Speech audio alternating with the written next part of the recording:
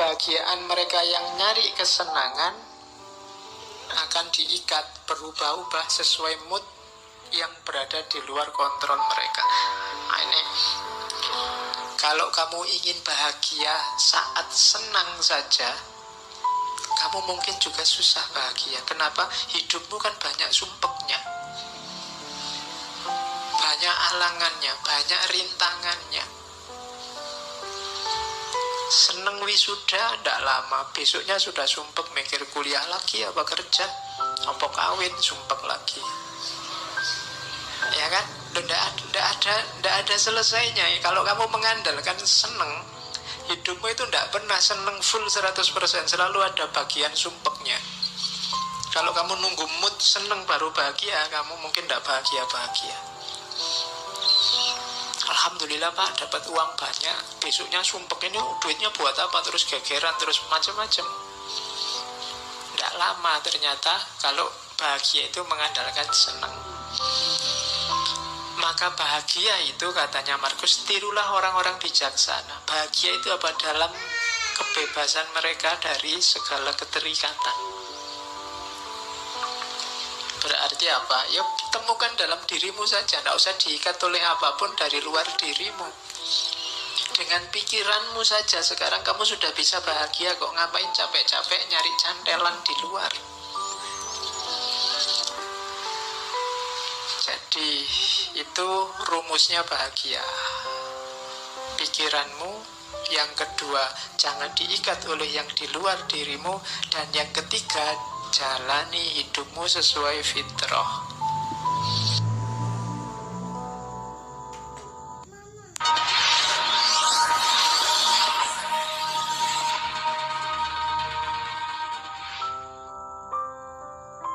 Assalamualaikum warahmatullahi wabarakatuh. Oke, kita lihat ya, di mana menariknya stoikisme khasnya Marcus Aurelius. Orang stoik itu ciri berpikirnya 4. Yang pertama, berfilsafat tidak perlu jelimet, yang penting baik dan manfaat. Nah, ini prinsip luar biasa. Kalau di kita kan kadang-kadang filsafat itu kalau nggak jelimet kan kurang filsafat. Filsafat itu harus rumit. Kalau tidak rumit, tidak filsafat. Prinsipnya stoik kebalikannya. Nggak ada gunanya perumitan-perumitan itu. Yang simpel saja, apa adanya, tapi baik dan manfaat. Di antara yang membuat banyak orang trauma sama filsafat itu kan buletnya itu. Semakin ada tokoh filosof ngomong kok jelimet, semakin kamu puji, wah filsafatnya jeru gue mesti. Ya kan? Setiap kali kamu nggak paham kan kamu anggap itu wah dalam itu. Kan gitu kamu. Padahal prinsipnya stoik kebalikannya, tidak begitu. Jadi gagasan-gagasan besar itu tidak terlalu penting. Yang penting itu gagasan yang baik dan manfaat. Itu rumus pertama itu. Makanya stoikisme itu mudah dipahami. Kenapa kalian tidak paham? Ya karena bahasa Inggris kebanyakan referensinya, terjemahan ke dalam bahasa Indonesia. Yang kedua, stoikisme ini rasanya agak cocok sama dunia timur karena yang ditekankan dimensi internalnya manusia, dimensi dalamnya, dimensi ruhaniyahnya. Termasuk konsepnya tentang kebahagiaan. Orang-orang stoik meyakini bahwa bahagia atau tidak bahagia itu tergantung dirimu yang ada di dalam, bukan tergantung yang di luar diri. Kalau kebahagiaanmu kamu cantolkan pada yang di luar dirimu, percayalah kamu tidak akan ketemu yang namanya bahagia. Saya bahagia Pak kalau besok punya uang banyak. Kamu tidak akan ketemu-ketemu, karena begitu kamu dapat uang banyak, kamu pengen lebih banyak lagi. Kalau saya punya istri cantik Pak, mungkin kamu tidak ketemu bahagia karena yang lebih cantik dari istrimu besok pasti banyak. Yo mau kamu kawin, yo pas dikawini cantik, nanti lama-lama yo tua dan jelek. Yang lebih cantik pasti banyak. Kalau dasarmu hanya itu, kamu tidak akan ketemu-ketemu sama kebahagiaan. Kekayaan juga begitu. Maka katanya Stoik, yang penting dimensi dalammu. Meskipun gak terlalu cakep, gak terlalu kaya, asal kamu puas, rela, ridho, bahasa agamanya, sudah cukup bahagia. Oke. Kemudian orang-orang Stoik punya pandangan bahwa alam semesta ini kalau dalam agama yang ketiga ini namanya sunnatullah. Ada logos universalnya. Jadi alam ini ada sistemnya dan ada tujuannya. Kenapa kok menurutmu kadang tidak adil, menurutmu kadang tidak imbang, menurutmu kadang tidak cocok? Biasanya kesimpulanmu begitu karena lihat parsial-parsial, karena lihat satu peristiwa demi satu peristiwa. Kalau kamu baca lebih utuh, lebih luas, sebenarnya semuanya ada skenarionya, ada sistemnya. Itu keyakinannya orang Stoik. Sekali-sekali perlu ada bencana, sekali-sekali perlu ada kesedihan, sekali-sekali itu membacanya jangan diputus di bencana itu saja, di kesedihan itu saja. Bacanya jauh lebih luas, nanti akan kelihatan ada skenario besar. Ada aturan, ya kayak ada yang miskin, ada yang kaya. Itu kan ada main fungsinya sendiri-sendiri. Ada yang cantik, ada yang jelek. Itu semuanya kan ada struktur besarnya. Kalau cantik semua juga mungkin ada sunatullah yang akan tidak jalan. Jelek semua juga begitu. Oke, kamu sendiri yang bisa nyari contoh banyak. Terus yang terakhir, berarti apa? Manusia itu tugasnya ya jalankan fungsimu sebagai manusia. Tidak usah terlalu banyak komplain, terlalu banyak protes, terlalu banyak rekayasa. Malah bulet sendiri kamu nanti, malah bingung sendiri. Kayak Diogenes kemarin loh. Kenapa hidup kita susah? Kita sendiri yang bikin rumit. Jadi jangan dibulet-bulet, kembali ke yang alami-alami, yang natural-natural. Nah, itu maunya orang-orang Stoik. Manusia itu kan yang bikin rumit kan dirinya sendiri. Sebenarnya rumusnya hidup itu kan simpel. Kalau lapar ya makan, kalau ngantuk ya tidur. Kalian ngaji kok sambil ngantuk? Kan bingung, Pak saya ngantuk sekali Pak. Ya tidur. Kan simpel. Kamu sendiri yang bikin rumit gitu loh. Oke. Kalau enggak punya ya nyari. Kalau yang dicari ada di orang lain ya minta nggak dikasih ya utang. Itu kan rumus simpel sebenarnya. Utang nggak boleh ya dirayu. Ya, nggak iso ngerayu ya ngerampok. Oke, jadi ada rumus-rumus simpel yang kita bikin rumit sendiri. Dan itu kadang menyusahkan kita sendiri. Jadinya tidak balance hidup kita. Hidup ini ada sunnatullahnya, ada rumus-rumus pakemnya. Ini 4 cara berpikirnya orang Stoik. Sekarang kita lihat Marcus Aurelius, cara dia menerjemahkan gagasan-gagasan Stoik. Saya ambil pertama tentang kehidupan. Malam ini kita banyak ngomong tentang semacam quotes-nya, karena Marcus Aurelius ini tidak meninggalkan karya selain satu buku semacam buku harian yang diterjemahkan ke dalam bahasa Inggris, judulnya Meditation. Kalian cari, downloadan gratis itu, masih asli dalam bahasa Inggris. Kalau ada yang pintar bahasa Inggris boleh diterjemah. Dan ini saya potong-potong dari situ, saya klaster-klaster. Cuma tidak bisa banyak karena bukunya tebal, ya kita ambil yang sesuai kadar waktu ngaji kita. Meskipun saya tidak yakin bisa nyampe semua karena banyak. Jadi hidup ini yang pertama rumusnya katanya Markus, carilah apa tugasmu. Katanya Markus, segala sesuatu, apakah itu kuda atau anggur, diciptakan untuk tugas tertentu, untuk peran tertentu. Maka carilah tugasmu sebagai manusia. Sering kan saya singgung ayat afahasibtum annama khalaqnakum abasa. Itu kan Allah loh yang ngomong. Apa kami ciptakan engkau itu hanya untuk iseng? Pasti tidak, ada tujuannya. Kejar itu. Yo, Al-Quran banyak ngomong tentang tujuan hidupmu ini. Enaknya karena sayangnya Allah sama kita, kan kita sama Allah langsung ditunjukkan, ini lo tugasmu. Jadi yo kayak misalnya ini jailun fil ardi khalifah, aku ciptakan manusia di muka bumi jadi khalifah.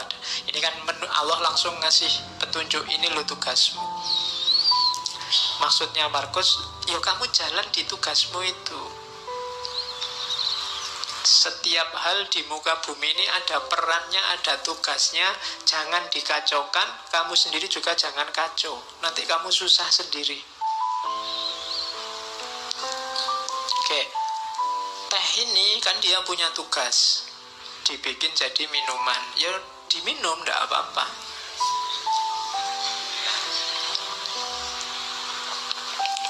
Manusia yang minum, jangan dibikin kacau. Nanti tehnya kamu pakai ngepel, terus kamu siramkan di karpetnya masjid, itu jadi kacau, kamu sumpek sendiri. Tidak di situ mainnya teh, dia untuk diminum.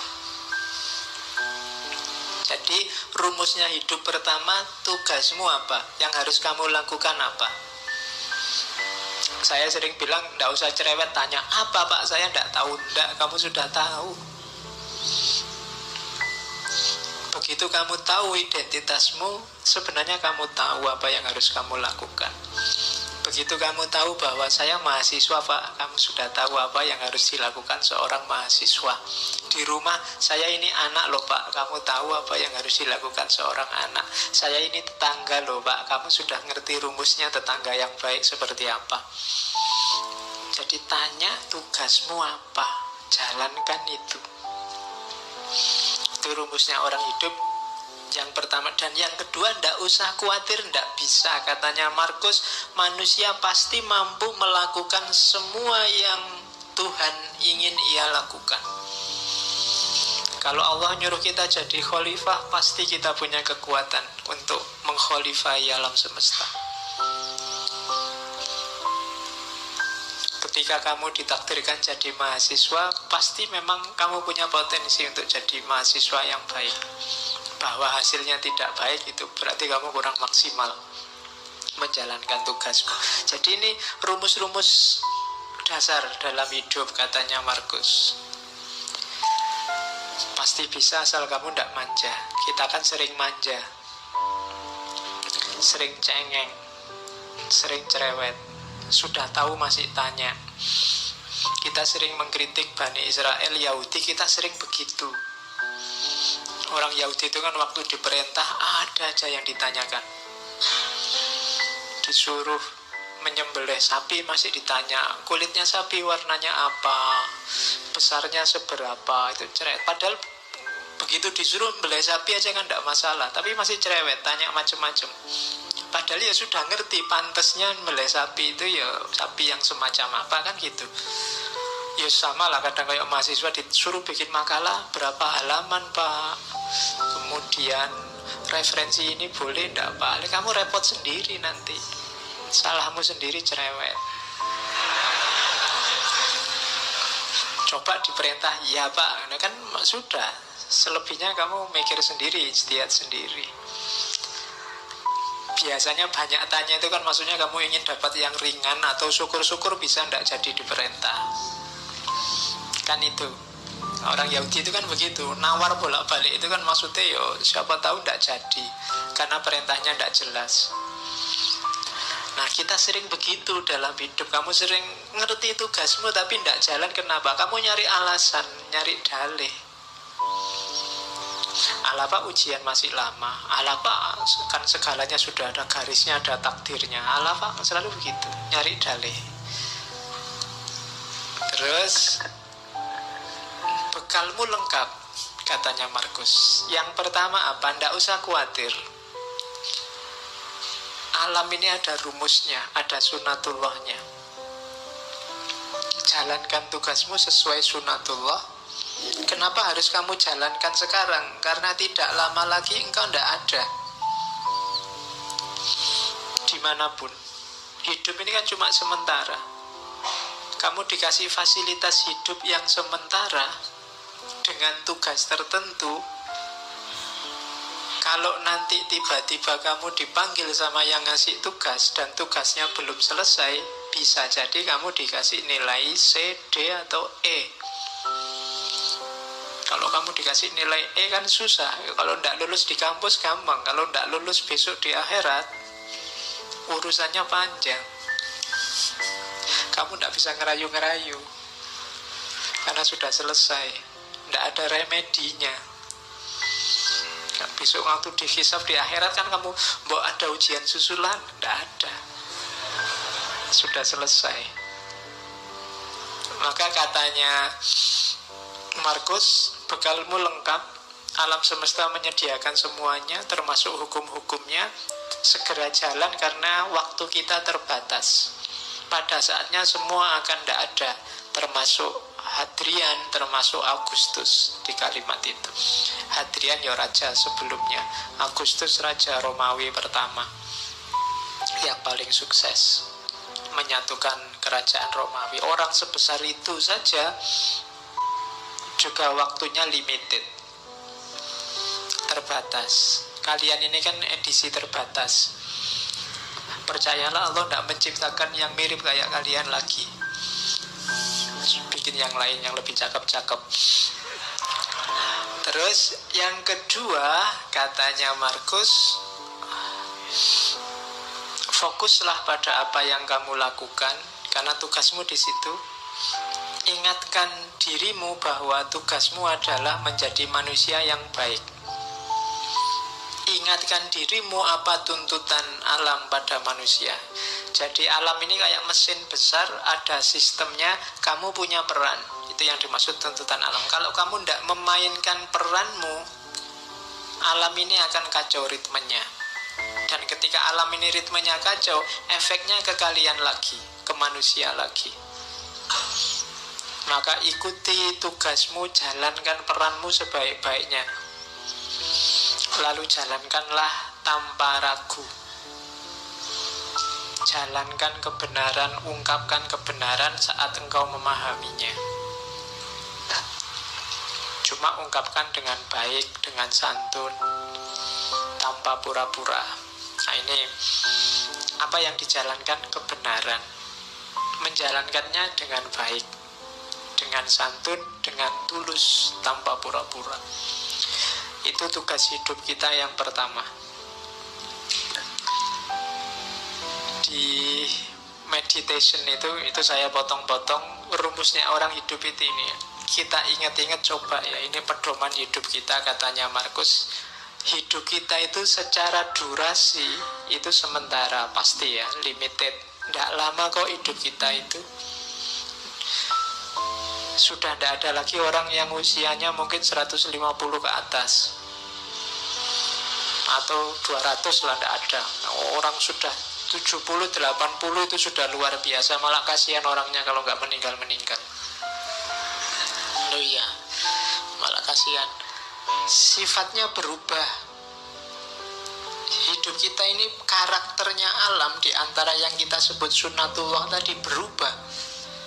Maka kalau kamu kaku, ritmemu akan kacau. Jangan kaku. Kamu harus luwes. Ketika kamu kaku, sementara lingkungan alam sekelilingmu berubah, maka yang terjadi ritmemu kacau. Jangan-jangan kamu juga mengacaukan ritmenya orang lain.